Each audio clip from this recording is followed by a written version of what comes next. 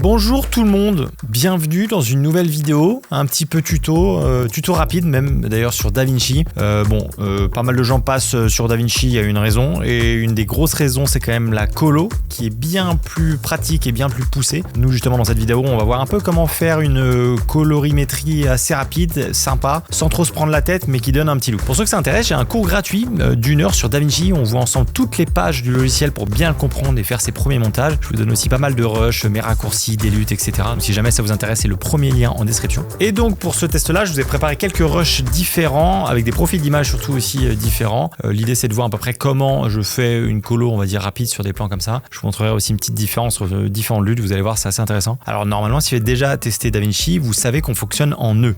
On peut en mettre plusieurs pour faire notre colo. Et le premier nœud, si là je fais une dinguerie, et ça va aussi apparaître sur les nœuds d'après. Donc il y a un ordre à respecter qui est assez important justement sur DaVinci, et c'est ce qu'on va voir un peu là-dedans. En général, moi je vais faire à peu près entre 3 et 5 nœuds. Là pour l'exemple, on va en faire 5. Je vais les mettre comme ça. Le premier nœud que je fais, je l'appelle RB, c'est la réduction de bruit. Donc si jamais j'ai un peu de grain à l'image, c'est là-dessus. En fait, il faut toujours l'appliquer avant n'importe quelle correction. Donc c'est ici que je le mets. Ensuite, celui-là, je l'appelle BB, c'est la balance des blancs. Donc si jamais j'ai un plan qui est un peu trop chaud, un peu trop froid, c'est là où je vais le régler. Celui d'après, je vais l'appeler correction. Donc là, ça va me permettre un peu de jouer sur le contraste, un petit peu la saturation s'il y a besoin, remonter ou baisser un petit peu les hautes lumières. Donc là, c'est vraiment pour corriger l'exposition sur tout de mon plan. Le quatrième, le plus important, on va l'appeler CEC. C'est, vous allez voir, mais c'est la correction de l'espace colorimétrique. C'est là-dessus qui va nous permettre de faire passer un rush log à un rush rec 709, redonner vie en fait à un plan. Et le dernier qu'on va utiliser dans cette vidéo, c'est un nœud de loop. Donc globalement, c'est les 5 que j'utilise, on va dire le plus. Alors après, évidemment, on pourrait faire bien plus poussé,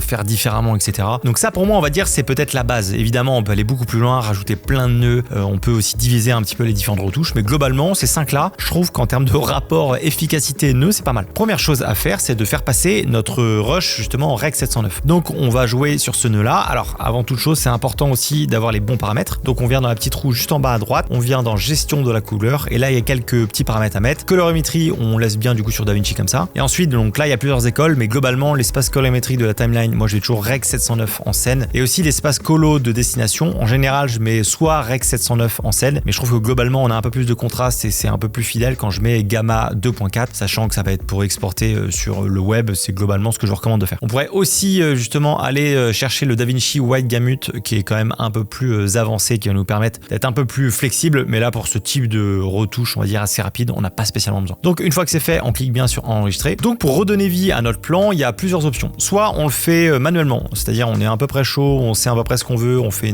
une courbe en S un peu plus classique comme ça, et on va rajouter aussi un petit peu de la saturation. Donc ça, c'est une des manières, c'est-à-dire on le fait manuellement. Ça prend un peu de temps, il faut être un peu plus connaisseur, donc globalement, je sais pas trop ce que je vous conseille de faire. Option numéro 2, on va ajouter ce qu'on appelle une lutte de conversion. Ça va nous permettre de passer un rush en log en rec 709. L'avantage de DaVinci, c'est qu'on a beaucoup de luttes de conversion déjà préenregistrées dans le logiciel. Donc pour ça, on va dans la partie lutte en haut à gauche et on va aller chercher justement typiquement la caméra. Là, typiquement, moi, vu que j'ai filmé avec un Sony en S-Log 3 avec un gamut ciné, c'est celle-ci que je vais glisser et boum, là, on voit directement la différence entre un rush log et un rush en rec 709. Petit aparté aussi, mais en général, avec les Sony, on a un peu des teintes un peu plus jaunâtres justement dans les peaux. Et moi, du coup, ça fait des années que j'utilise d'autres luttes qui viennent de, je crois que c'est Joël Famaluro, quelque chose comme ça, qui fait des luttes bien plus avancées et qui redonne, on va dire, un peu plus de couleur naturelle au profil notamment de S-Log de chez Sony. Et là, vous pouvez un peu voir entre guillemets un peu la différence. Personnellement, je préfère, mais après, encore une fois, on aurait pu le rattraper, on va dire, en post-prod. Moi, je préfère ajouter la lutte, ça me permet d'aller un peu plus vite. Les luttes de Joël, elles sont pas données, mais elles sont utilisées par pas mal de gens et il y a une raison parce qu'elles sont vraiment quali. Donc moi, en général, si je veux aller aussi un peu plus vite, je vais aller prendre justement ma lutte Legacy et je vais l'appliquer du coup ici. Donc ça, c'est les deux premières manières. Maintenant, il y en a une troisième qui est peut-être un peu mieux, on va dire, qui est un peu plus précise. Et pour ça, on va dans Effet en haut et on va aller chercher Conversion d'espace colorimétrique et on vient le glisser dessus. Donc là, il y a un nouveau tableau qui s'ouvre et on va modifier quelques paramètres. Le premier, déjà, on va renseigner le log avec lequel on a filmé. C'est hyper important de savoir avec quelle caméra vous avez filmé et aussi quel profil d'image. En fait, simplement, les logs ne sont pas les mêmes. Si vous filmez avec le log de chez Canon, le log de chez Panasonic ou Sony, vous n'aurez pas du tout le même rendu. Donc c'est hyper important de savoir avec quelle caméra vous avez filmé, mais aussi quel type de log vous avez utilisé. Donc là, typiquement, moi, c'était avec un Sony. Donc je vais aller chercher le S Gamut 3 Ciné parce que c'est le profil d'image que j'ai utilisé. Et ensuite, vu que j'ai filmé en S-Log 3, je vais venir le chercher juste ici. Hop. Donc là déjà, on est pas mal. Ça nous donne, on a récupéré en fait, c'est comme si on avait mis une lutte de conversion. Ensuite, dans la destination, je vais venir chercher Rec 709 et en général ici, je vais venir chercher le gamma 2.4 et là du coup, on a un rush justement qui est qu'on a passé en Rec 709. Évidemment, on va y apporter quelques modifications, mais déjà, on a une bonne base. C'est globalement cette technique-là avec justement l'espace colorimétrique que je vous conseille de faire, mais vous pouvez aussi le faire avec les luttes. À noter aussi que ça peut être intéressant de voir la différence, mais j'ai testé à peu près la différence. Donc ça, c'est avec la lutte Sony, et là, ça, c'est avec la technique justement qu'on vient de voir, le CEC. On peut voir quand même que les couleurs sont un poil plus riches, c'est un peu moins flat. Donc je vous déconseille globalement en fait d'utiliser les luttes que nous donne soit Sony, soit directement DaVinci, et soit de passer avec les techniques CEC, ou alors d'utiliser, on va dire, des luttes de conversion qui sont faits pour et qui sont pensées justement pour ça. Donc ça, c'est vraiment la première étape. Une fois qu'on a fait ça, c'est à ce moment-là on va remonter et on va commencer un peu à retoucher. Globalement, j'ai pas besoin de toucher à la réduction de bruit, donc je vais pas toucher à ce nœud-là. La balance des blancs, là je regarde un peu dans mon spec, ça me paraît pas trop mal. Par contre, dans la correction, je vais y apporter quelques modifications. Typiquement, je trouve que ça manque un peu de contraste. Donc il y a deux options. Soit je me refais une courbe un peu plus poussée, peut-être remonter un poil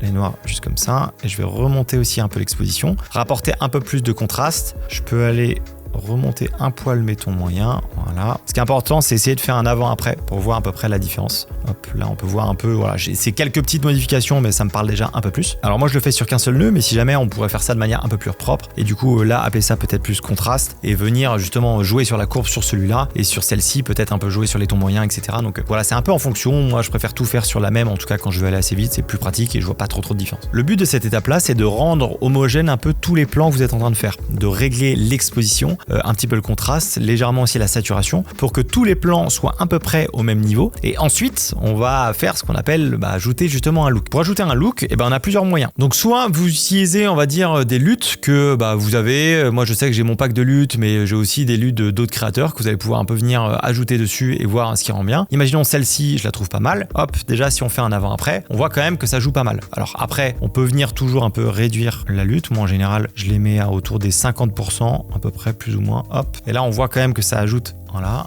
on joue sur les couleurs. Donc ça, c'est une manière de faire si jamais on veut apporter un look. Mais on a aussi une autre manière qui peut être pas mal. L'avantage de DaVinci, c'est qu'il nous donne accès à des luttes qui sont pas mal utilisées et très sympas, notamment avec d'anciennes un peu pellicules, justement Kodak. Et donc pour ça, on va aller chercher dans Film Look. Et là, on en a plusieurs. Donc là, on peut voir que si on les applique, ça rend pas bien du tout. Simplement parce que c'est pas des luttes qui ont pour base justement le Rec 709. Et c'est là où on va venir changer quelque chose. On revient du coup dans notre CEC et on va aller chercher Cineon Film Log. Donc là, en fait, on va convertir notre plan, on le convertit en S-Log 3 vers du log de Cineon, qui sont beaucoup plus compatibles justement avec ces luttes-là. Et on vient ensuite, du coup, dans notre dernier nœud, et là, on va pouvoir voir ce que ça donne. Et là, on voit que c'est beaucoup plus sympa. Donc on peut choisir peut-être une lutte qui correspond un peu mieux au mood qu'on veut. Typiquement, moi, j'aime bien celle-ci. Et là, directement, on a un rendu qui est quand même bien plus sympa. Une fois que ça c'est fait, on va revenir dans la partie correction et on va venir rattraper quelques petites choses. Là, typiquement, je trouve qu'il y a un peu trop de haute lumière. On va venir baisser ça. Et je vais baisser un poil mes gammas pour donner un ton, on va dire, un peu plus dramatique. Encore une fois, les retouches que je fais là dans la partie correction, ça va vraiment dépendre de chaque rush. Donc faut pas faire exactement la même chose que moi, il faut adapter en fonction de votre plan. Donc voilà à peu près un étalonnage un peu rapide. Ce qui peut être intéressant, c'est de venir un peu copier justement sur les autres rushs. Donc pour ça, je vais prendre mes deux, hop, je vais faire clic droit ici, je vais faire appliquer l'étalonnage. Évidemment, vu que c'est pas les mêmes caméras, faut faire attention. Là, typiquement, je sais que j'ai filmé en Vlog avec un Panasonic, donc faut bien que je vienne changer ici. Hop, on va aller chercher Panasonic Vegamut